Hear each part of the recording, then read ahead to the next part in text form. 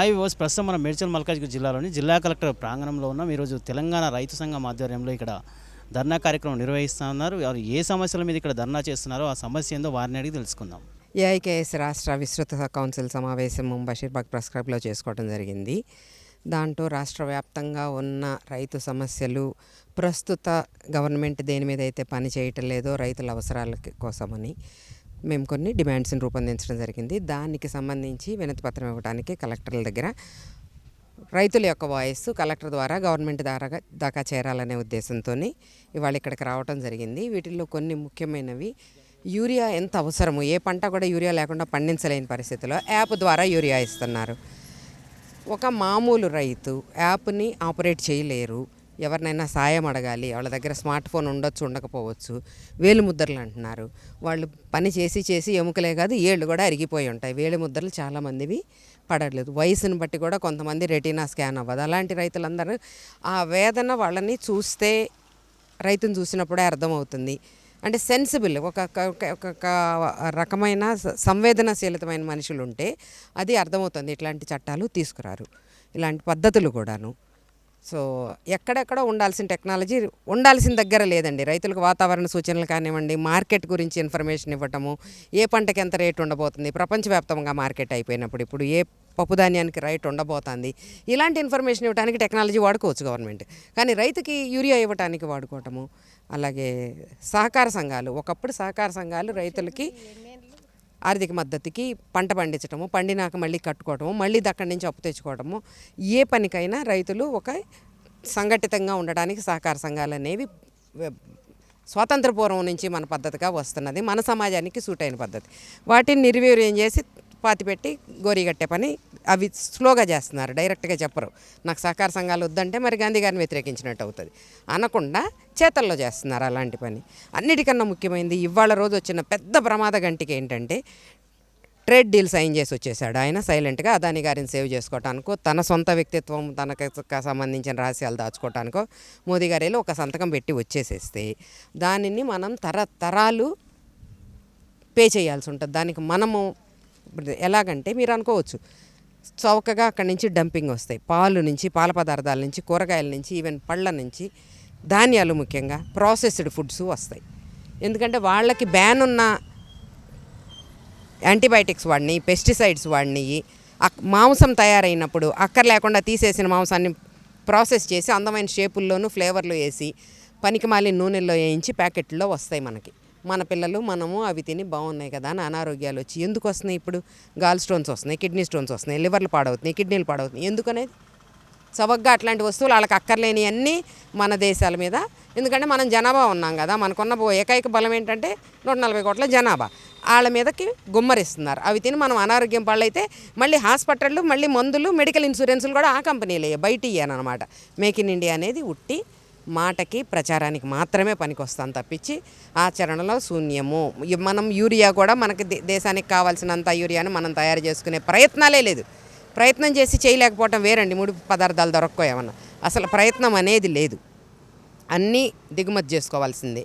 ముఖ్యంగా ఆహార పదార్థాలేంటి, దుస్తులేంటి, మందులేంటి, బయట అక్కర్లేని, బయట బ్యాన్ అయినాయి, ఇది సోకాల్డ్ అభివృద్ధి దేశాల్లో బ్యాన్ అయిన వస్తువులన్నీ మన మీద డంప్ చేస్తున్నారు. ఇప్పటికే జరుగుతుంది. గత 20-25 ఏళ్ళగా ఎప్పుడైతే ఎఫ్డిఐ ఎంట్రీ కొట్టినాయో అప్పటి నుంచి జరుగుతుంది. కానీ ఈ ట్రేడ్ డీల్ ద్వారా మన ఆర్థిక వ్యవస్థ, మన ఆరోగ్యాలు, మన కుటుంబ వ్యవస్థ అన్నీ కూడా నాశనం అవడానికి అంచు మీద ఉన్నాయి. దీనిని ఎదుర్కోవాల్సిన, దీని నుంచి ప్రజల ముందు తెలుసుకోవాల్సిన అవసరం ఉంది. ఆ ప్రయత్నం కనీసం ప్రతిపక్షంగా ఉన్న స్టేట్ గవర్నమెంట్లు, అంటే సెంట్రల్ గవర్నమెంట్లో పవర్లో లేని రాష్ట్ర గవర్నమెంట్లు, మనలాంటి కాంగ్రెస్ గవర్నమెంట్ లాంటివైనా ప్రత్యేకంగా చొరవ తీసుకొని చేయాలి.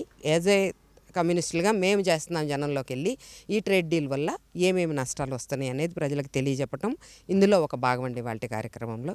Thank you. నా పేరు డీజీ నరేందర్ ప్రసాద్, తెలంగాణ రాష్ట్ర రైతు సంఘం ఆల్ ఇండియా కిసాన్ సభ మేడ్చల్ మల్కాజ్గిరి జిల్లా కార్యనిర్వహణ కార్యదర్శిని. అయితే తెలంగాణ రాష్ట్ర రైతు సంఘం విస్తృత స్థాయి రాష్ట్ర కౌన్సిల్ సమావేశంలో నిర్ణయాల ప్రకారం ఏవైతే డిమాండ్లు ఉన్నాయో అవన్నీ ఇందాకనే మన సంధ్య గారు వివరంగా వివరించారు. సో దాంట్లో ముఖ్యంగా ఇప్పుడు ఈ విత్తన చట్టం ఏదైతే తీసుకొచ్చారో ముసాయిదా విత్తన చట్టం 2025 అదిని పూర్తిగా రద్దు చేయాలని దాన్ని కంప్లీట్గా స్టడీ చేసినాం మేము.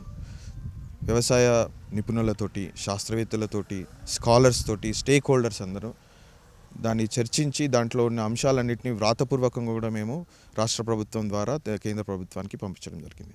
మేము కోరే డిమాండ్ దీంట్లో ఏంటంటే ముసాయిదా విత్తన బిల్లు చట్టం 2025ను సంపూర్ణంగా రద్దు చేయాలి. అది కంప్లీట్గా ప్రో కార్పొరేట్కి ఉంది. డైరెక్ట్ అమెరికా నుంచి ఏదైతే ఫ్రీ ట్రేడ్లో భాగంగా అమెరికా నుంచి విత్తనాలు కానీ ఇప్పుడు దాకా చెప్పిన అన్ని దిగుమతి చేసుకునే విధంగా అది ఉంది. దానికి ఎలాంటి వ్యవస్థ లేదు, దానికి ఒక కమిటీ లేరు. దాంట్లో మరీ ముఖ్యంగా రాష్ట్రాలేమో అక్కడ అధికారులకు అసలు అధికారులు లేరు. ఒకవేళ అధికారులు వచ్చినా కానీ అందులో ఉన్న బిల్లు ఏం చెప్తుందంటే రాష్ట్రాలు వాళ్ళకి జీతాలు ఇస్తాయి, కంట్రోలింగ్ మాత్రం అక్కడ ఉంటుంది. అది కంప్లీట్గా కోఆపరేటివ్ ఫెడరలిజంకి టోటల్ వ్యతిరేకం అది. సో అదొకటి. తర్వాత విద్యుత్ సవరణ బిల్లు చట్టం అని తీసుకొచ్చారు. దాంట్లో ఏంటంటే ఇప్పుడైతే తెలంగాణ రాష్ట్ర వ్యాప్తంగా ఏదైతే రైతులు ఉన్నారో ఆ రైతులకు బోర్ల ద్వారా మోటార్లు ఏవైతే ఉన్నాయో వాళ్ళను గుర్తించి ఆ మోటార్ల దగ్గర మీటర్లు, డిజిటల్ మీటర్లు పెడతారు. ఫస్ట్ ఆ డిజిటల్ మీటర్ల ద్వారా పెట్టి ఆ ఎన్ని యూనిట్లు ఖర్చు అవుతుంది ఒక రోజుకి, అది ఏ సమయంలో ఖర్చు అవుతుంది అది అనేది ఫస్ట్.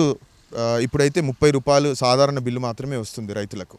కానీ ఒకసారి డేటా వచ్చిన తర్వాత దాన్ని కంప్లీట్గా మోటార్లకు మీటర్లు పెట్టి దానికి కూడా స్లాబ్ రేట్లు ఇప్పుడైతే 0 నుంచి 100 యూనిట్లు ఫ్రీ ఉంది. ఇప్పుడు 0 నుంచి 200 యూనిట్లు ఈ కాంగ్రెస్ ప్రభుత్వం ఫ్రీ అని చెప్తుంది అందరికీ, మధ్యతరగతి కానీ ఎవరైనా వాడినా కానీ. అట్లనే ఇప్పుడు రైతులకు కూడా అట్లాంటి కండిషన్స్ పెట్టి మళ్ళీ రైతులకు కూడా మీటర్లకు, మోటార్లకు కరెంటు మీటర్లు పెట్టి దాన్ని వసూలు చేసే ప్రయత్నం చేస్తుంది. అందుకనే మేము ఎలక్ట్రిసిటీ బిల్ యాక్ట్ని రద్దు చేయాలని డిమాండ్ చేస్తుంది రైతు సంఘం. ఇకపోతే ఇక్కడ స్థానికంగా ఏదైతే ఉందో మేడ్చల్ మల్కాజ్గిరి జిల్లా ఈ కలెక్టర్ ప్రాంగణం నుంచి ఇప్పుడు తలుచుకునేది ఏంటంటే మరీ ముఖ్యంగా ఇక్కడ జిల్లా కలెక్టర్ మను చౌదరి గారికి, సార్ మేము మీతోటి ముందే కలిసినాము, ఇక్కడ స్థానిక అంశాలు, మౌలిక అంశాల మీద మీతో చర్చించి ఉన్నాము. మొన్నటి వరకు జరిగిన కౌన్సిల్ మన మున్సిపల్ ఎలక్షన్లో మీతోటి కలిసినాను, మీతోటి మాట కూడా తీసుకున్నాను.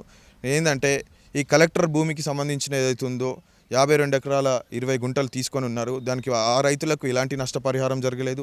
అదేవిధంగా షామీర్పేటలో ఏదైతే రైతుల భూములు తీసుకొని ఇప్పుడు మన రైతు సంఘం దాంట్లో డిమాండ్లు పెట్టినాం మనం. ఇక్కడ భూసేకరణ చట్టం 2013 అమలు చేయాలని, అదేవిధంగా భూభారతి గైడ్లైన్స్లో సాదా బైనామాలకు సంబంధించిన లోట్లుపాట్లు సవరించి వాళ్ళకు రైతులకు పాస్బుక్లు ఇవ్వాలని.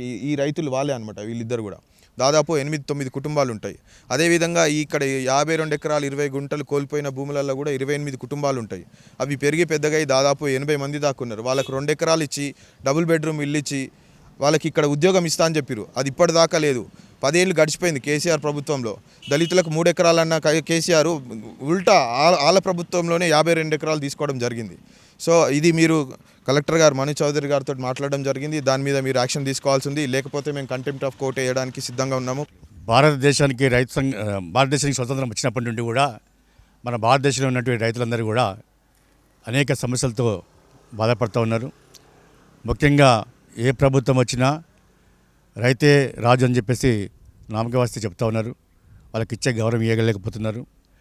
ఎందుకంటే రైతు లేనిదే దేశం లేదు. మరి రైతు పండిస్తూనే దేశంలో ఉన్నటువంటి అందరి ప్రజలు కూడా సుఖ సంతోషాలు ఉంటున్నారు తినుకుంటా. కానీ రైతు కష్టాన్ని ఎవరు గుర్తించట్లేదు. కాబట్టి రైతు సంఘం ద్వారా వాళ్ళ యొక్క కష్టానికి ఫలితంగా ఉండాలని చెప్పేసి ఉద్దేశంతో అనేక పోరాటాలు చేస్తూ సమస్యల మీద ఎప్పుడప్పుడు కేంద్ర ప్రభుత్వానికి, రాష్ట్ర ప్రభుత్వానికి ఇస్తున్నప్పుడు కూడా సమస్యలు కొన్ని పరిష్కారం అవుతుంది, కొన్ని పరిష్కారం కావట్లేదు. కాకపోవడానికి ముఖ్యంగా కారణం ఏంటంటే శుద్ధశుద్ధి లేకపోవడం. కేంద్ర ప్రభుత్వం కావచ్చు, రాష్ట్ర ప్రభుత్వం కావచ్చు, రైతులకు అనేకమైన వాగ్దానాలు చేస్తూ ఉన్నాయి. ఆ వాగ్దానాలు నెరవేర్చలేకపోతున్నారు. ముఖ్యంగా మన తెలంగాణలో ఉన్నటువంటి గత ప్రభుత్వం కూడా అనేకమైన వాగ్దానం చేసింది. దానిలో కొన్ని అమలు చేసింది, కొన్ని చేయలేకపోయింది. ఇప్పుడు వచ్చినటువంటి రాష్ట్ర ప్రభుత్వం, కాంగ్రెస్ ప్రభుత్వం కూడా మేము అందరికీ న్యాయం చేస్తాం, రైతులకి వాళ్ళకి కష్టానికి గుర్తిస్తున్నాం. స్వామినాథన్ ఏదైతే రిపోర్ట్ ఇచ్చిండ్రో కమిషనర్ గారు, గిట్టుబాటు ధర కూడా కల్పిస్తామని చెప్పేసి, రైతు పండించిన దానికి గిట్టుబాటు ధర లేదు. ఎందుకంటే ఏ ఫ్యాక్టరీలో కూడా ఏదైనా ఉత్పత్తి చేస్తే అతని యొక్క ఖర్చులతో పాటు ఎంప్లాయీస్ యొక్క జీతా భత్తాలు అనే మెటీరియల్స్ లెక్కేసి అది ఎంఆర్పీ వేసుకొని అమ్ముకుంటున్నాడు. కానీ రైతుకు ఆ అవకాశం లేదు. ఎందుకంటే రైతు పండించిన పంటకి నాకు ఇంత ఖర్చు అయింది, ఇంత లాగొడైంది, నాకు ఇంత బెనిఫిట్ రావాలని చెప్పేసి అతను ఓన్గా రేటు నిర్ణయించే అధికారము మన రైతుకు లేదు. ఆ అధికారం కల్పిమని చెప్పి మేము కొట్లాడుతున్నాం.